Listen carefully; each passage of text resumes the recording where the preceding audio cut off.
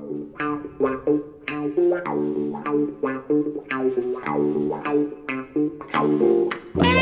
afternoon, Gabby. Good afternoon, TC, and welcome all to our weekly podcast, The Curran View, with the Isle of Hillsborough, Mr. Terry Curran.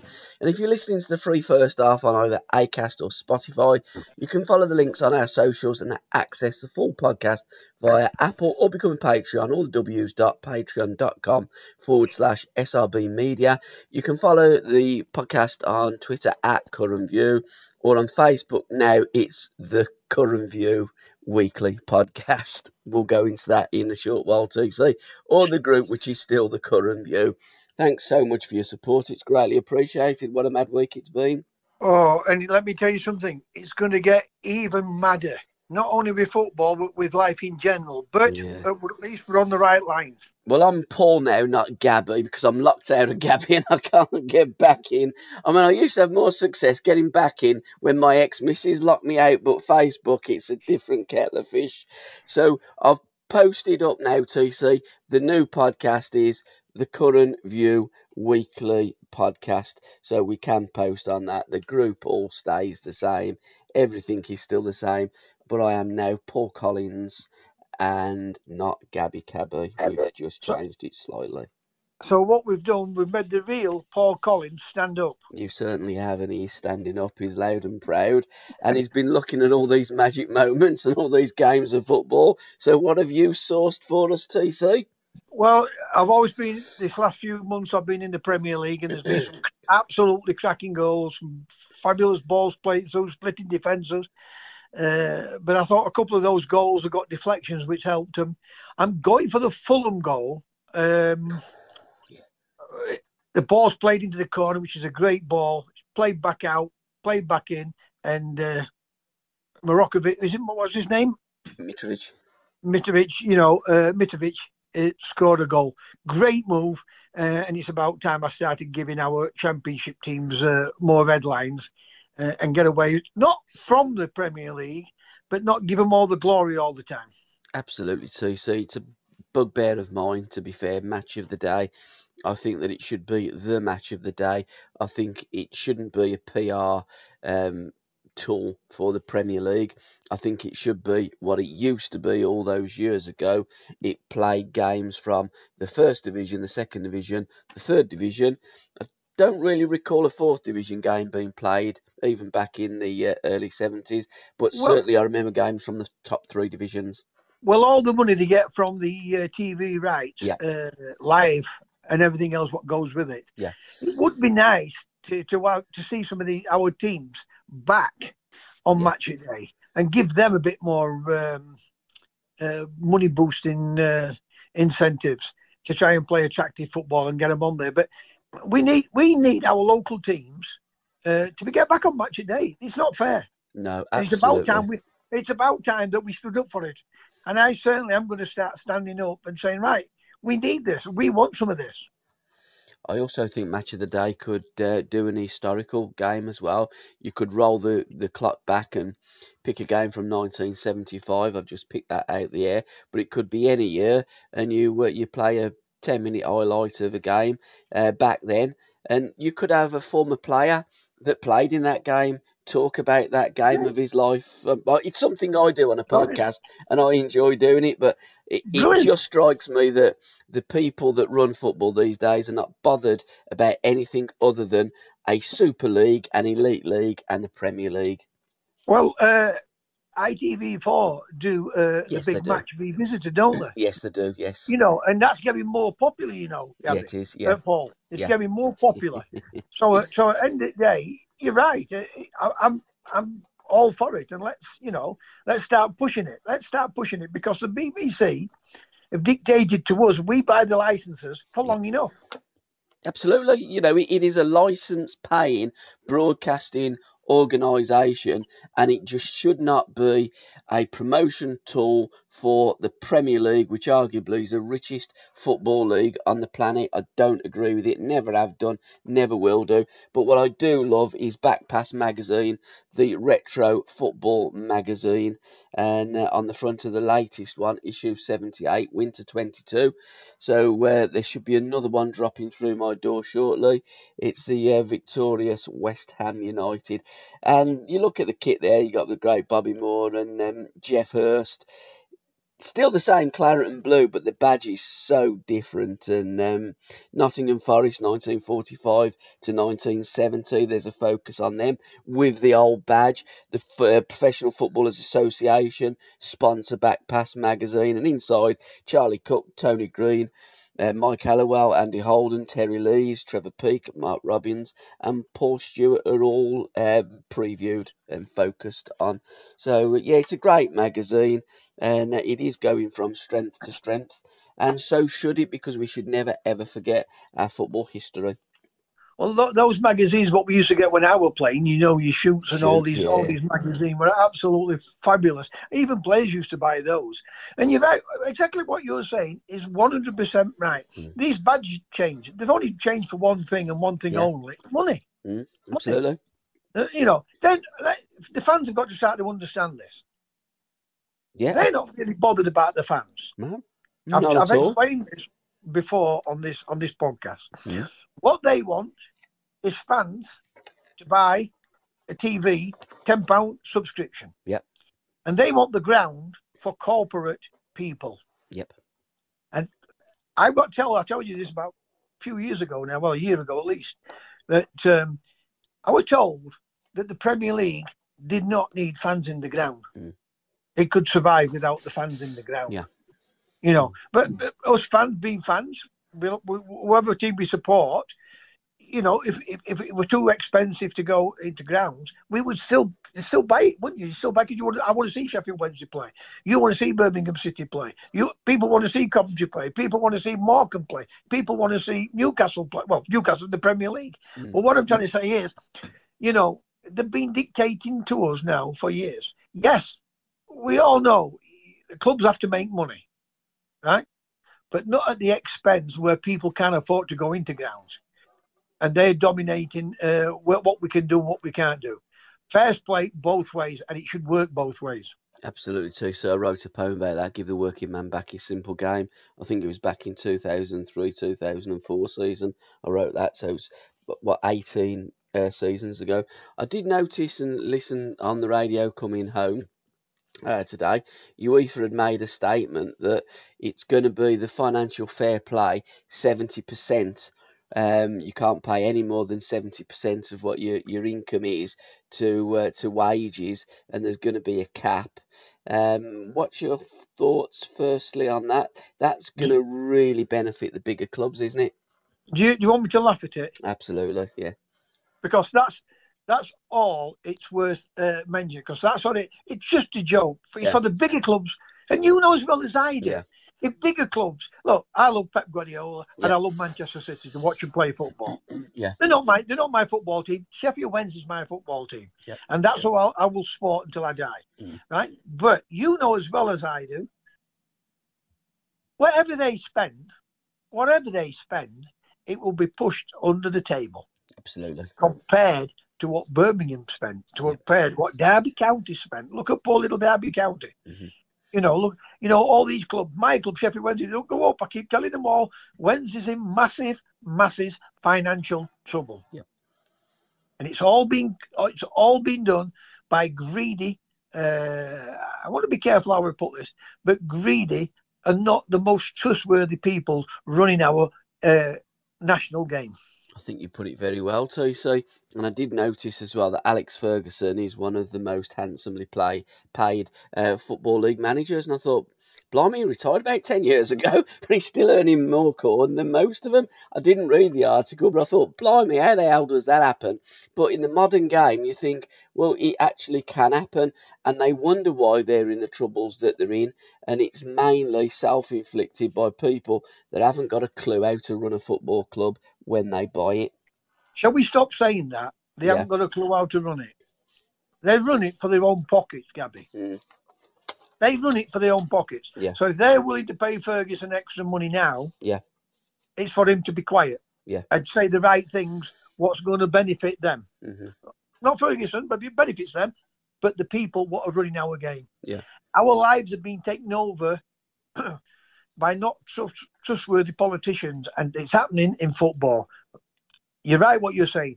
Give us back our game. Absolutely. Give it us back. Absolutely, TC. James Ward-Prowse's free kick the weekend. What an absolute stunner. He's the best free kick taker in the world at the moment.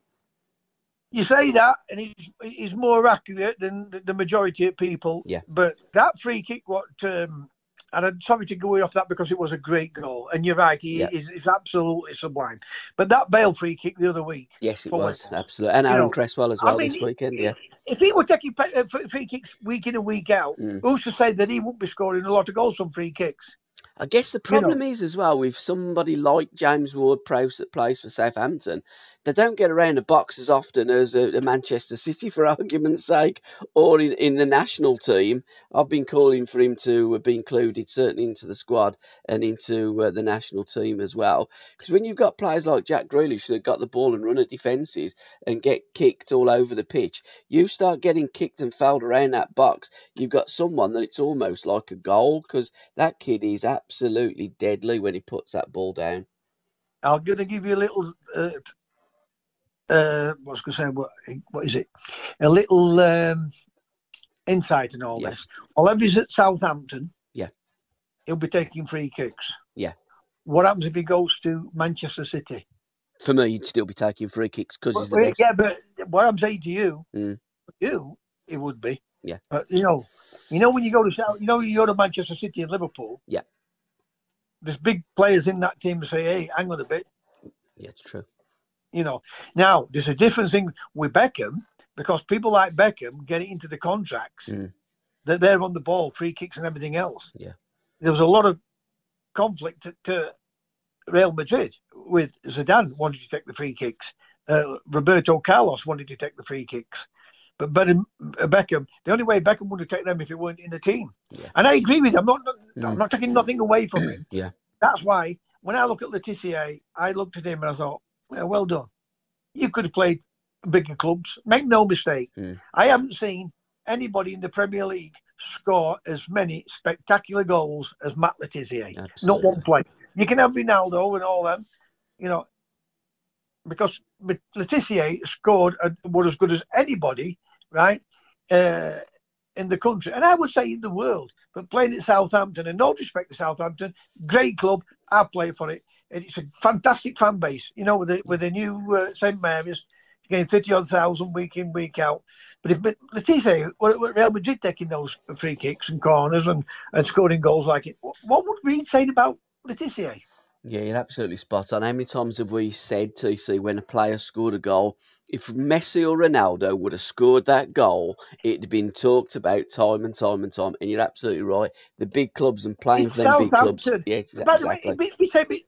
Let's take it away from Southampton. It'd be the same before Sheffield Wednesday. Of course it would. Or Birmingham, with the elite clubs, and one of the elite players. And Matt Letizia was an elite player. I'll tell you how elite he was. He was brave enough to turn around and say, "No, I'm stopping here." Yeah.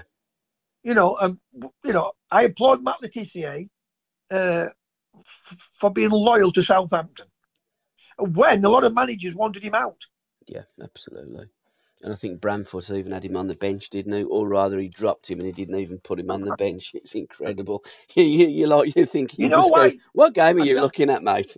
I don't know. Listen, they're the boss. Yeah. You'll get your football. Your career's not in your hands. Regardless what you all think. Yeah. I'm telling you now. I don't give a damn. My opinion, and I'll stick by that. And the reason why Bramford didn't put him on the bench, because I know I've been in more managers' dressing rooms than your boot room things, whatever you want to call them, after games, than any other player. Guaranteed. Right? And they've said, what's it with so-and-so? Well, he's not been playing particularly well in my eyes, so we've left him out. We won't put him on the bench because we don't want the fans chanting his name. Because in my day, that's what they used to do. Yep. And Letizia, he's under Bradford. The Southampton fans would be chanting for Letizia if he weren't playing. 100%. And that's why They don't play them because they want to be proven right. 100%, 100% right, TC. Pedri's goal for Barcelona, I thought it was absolute quality the way he took it one way, took it the other way, and then stuck it in the back. Reminded a little bit of Alan Hudson's goal when he scored a goal like that against Man City. And Tony Curry scoring a goal for Sheffield United against West Ham. I think both of them, yeah, definitely both of them were 1975. Brilliant. That's why I think that's great. What you were saying about the BBC doing they'd have to call it something a bit different than Match Revisited. But give a name to it, push it up, pump it up like they did with the Premier League, and that will fetch the people like Curry back into the limelight, the Bowles, the Hudsons, because what they did to those players, it's not criminal. It's just, I'm trying to think of a strong word for it, but it was just a crime, just a crime to do what they did.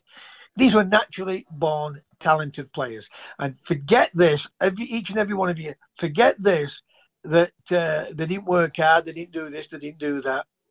They worked as hard as anybody. Absolutely. They worked as hard as anybody. I've told you, I played with two great players, Peter Reid and John Robertson. And I'll tell them to the face, they were the worst trainers I've ever seen in my life. Yep. But you know that football field? They lit up the pitch. They lit up the fans. They lit up the other players, right? And they put fear into other players. Absolutely. So what they've done, what they did to Hudson, Curry, Bowles, Worthington, disgusts me. It really disgusts me what they did to them. Absolutely, TC. And I had the pleasure of the company of a 70s great, well, a 60s great, a 70s great.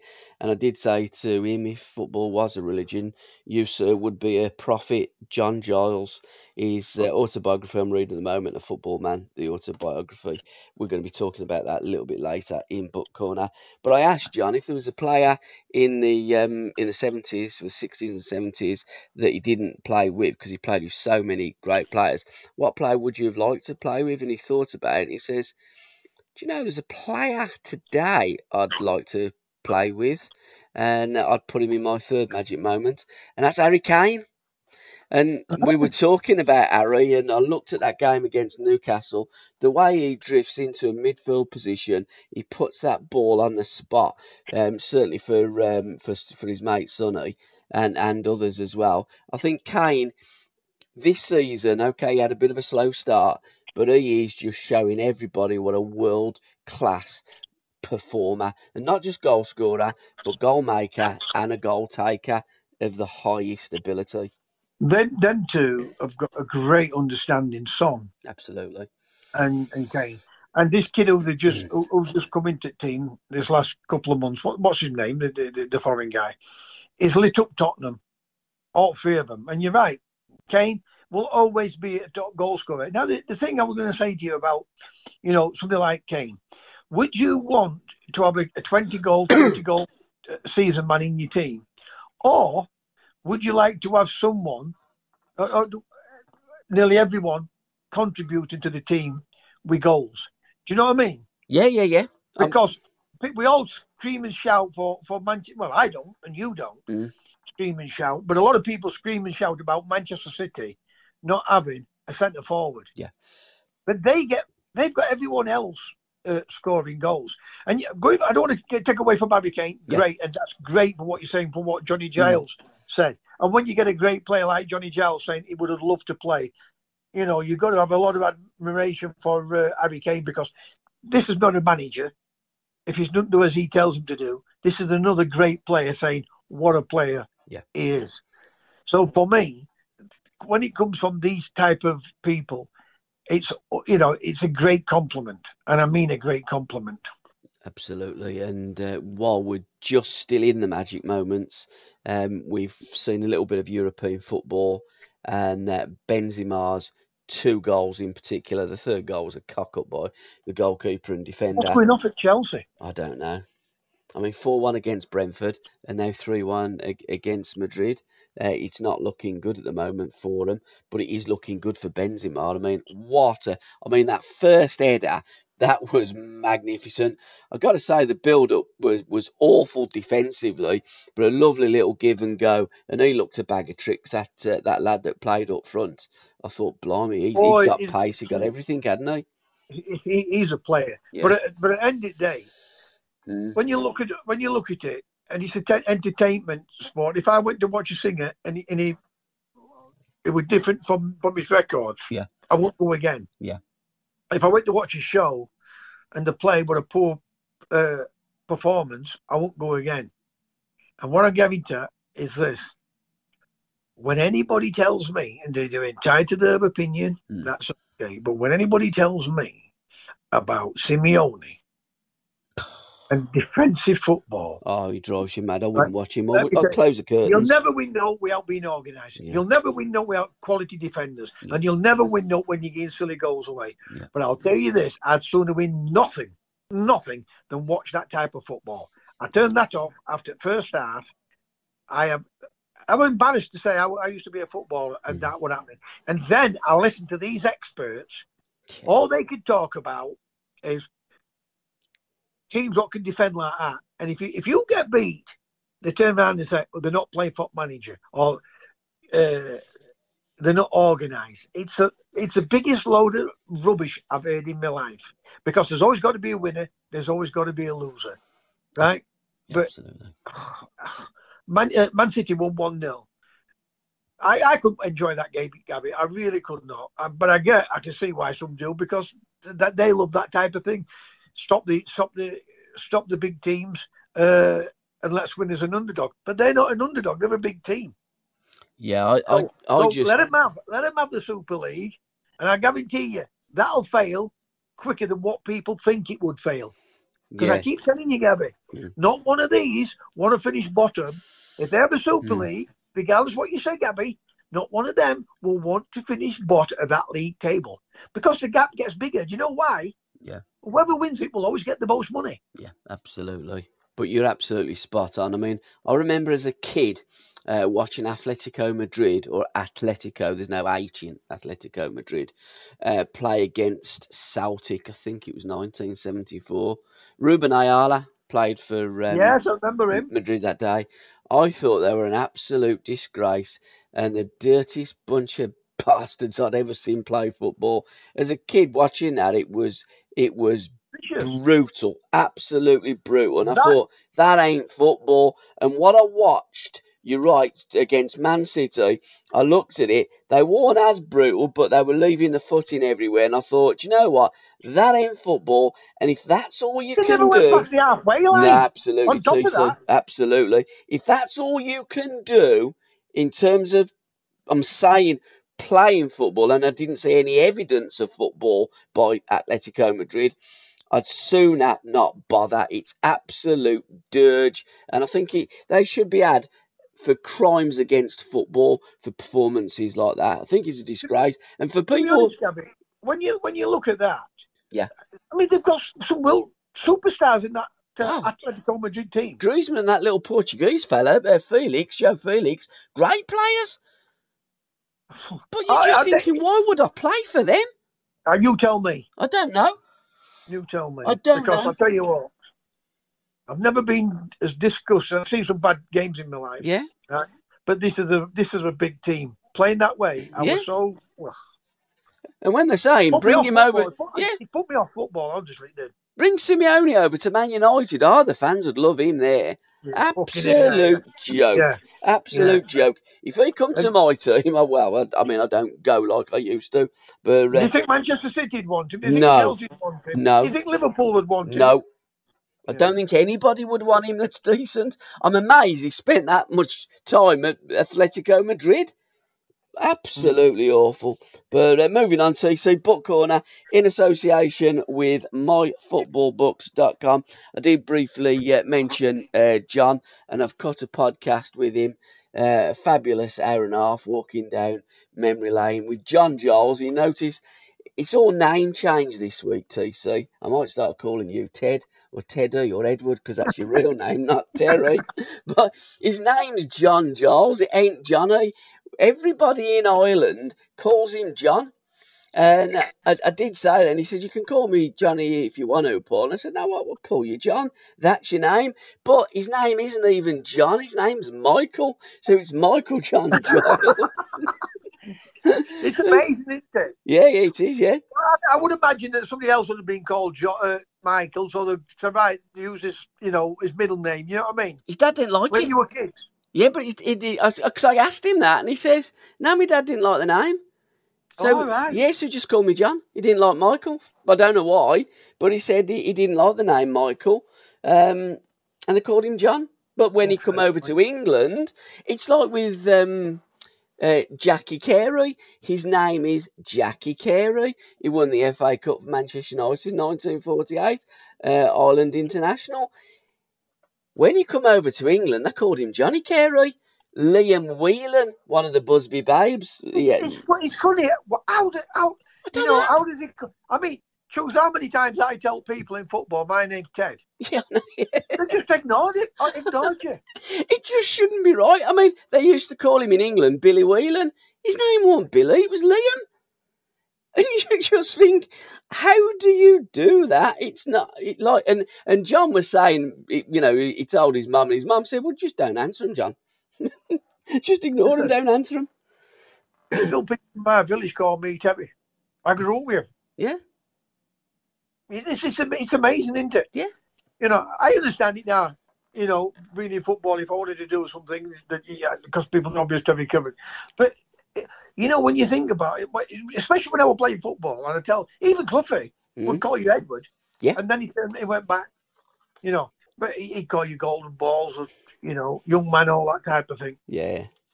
After he'd stopped calling you Edward, you know what I mean? So it's crazy, completely crazy. But it is a fantastic read. I am halfway through the book. I'm a very slow reader. I'm a fantastic player, no. Yeah, but it is a page turner, and there's some brilliant stories, and I've got a lot of those stories on the podcast, which is out. Yeah, which is out on Monday, TC.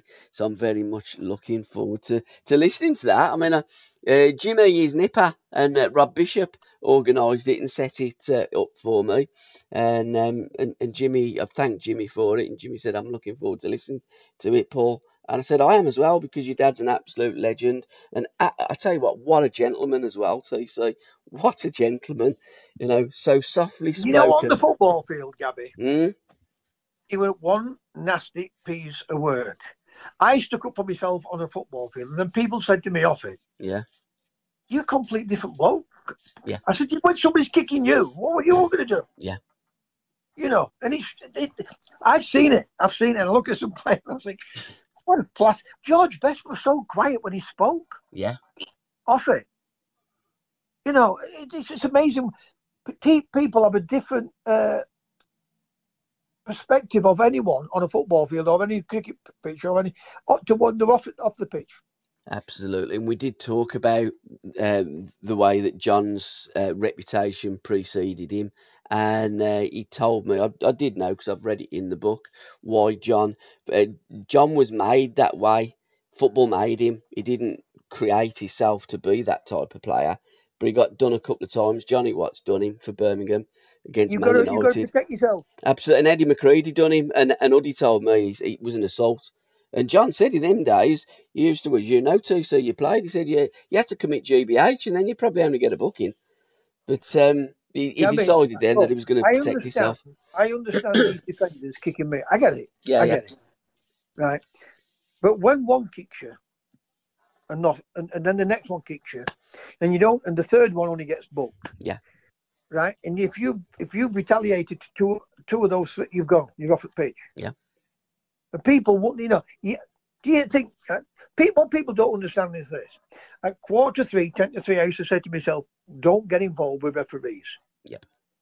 And then when somebody absolutely comes and absolutely tries to break your leg, you've got to turn around and say, hang on a bit, ref. What are you going to do about that? I didn't say it as polite as that, don't get me wrong. Yeah. I would turn around and put some expletive in, you know what I mean? So, you dirty referee, and I understand. But how does he felt if somebody went near him as a referee? Yeah, absolutely. That's what it's equivalent to. Yeah, it is, yeah. Yeah. If he's protected, I'm not protected. Mm. I'm only protected after third foul. Yeah. Because they used the first one. I said, I'm going to bet that second. First one, that's third. You know, unbelievable, Gavin.